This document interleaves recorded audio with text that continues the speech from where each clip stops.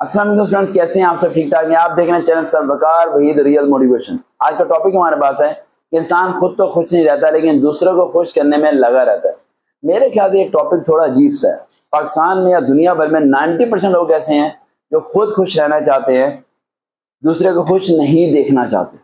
10% लोग ऐसे होंगे जो अपनी खुशी को दफन करके अगले की खुशी में खुश होना चाहते हैं या उसे खुशी तक पहुंचाना चाहते हैं या उसे कामयाब देखना चाहते हैं।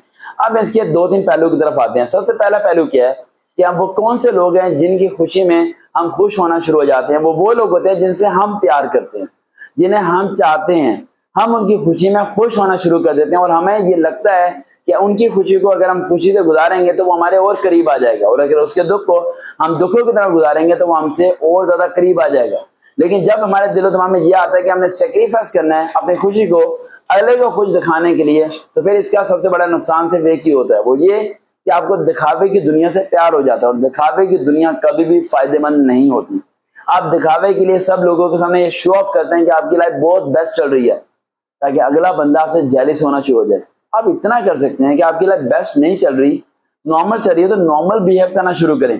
क्यों आप लोग अपने दोस्त के आईफोन लेके पिक्चर अपलोड कर देते हैं? यहाँ पर वो आपका आईफोन नहीं है, तो अपने सस्ते मोबाइल से पिक्चर लेके अपलोड करें। दूसरे के मोबाइल से पिक्चर लेके अपलोड करना है कि दूसरों को ये दिखाना है कि मैं बहुत खुश हूँ, मैं बहुत खुश नसीब हूँ। इससे बेहतर है कि आप रियलिटी में रहें और अपनी हकीकत का जीना शुरू करें।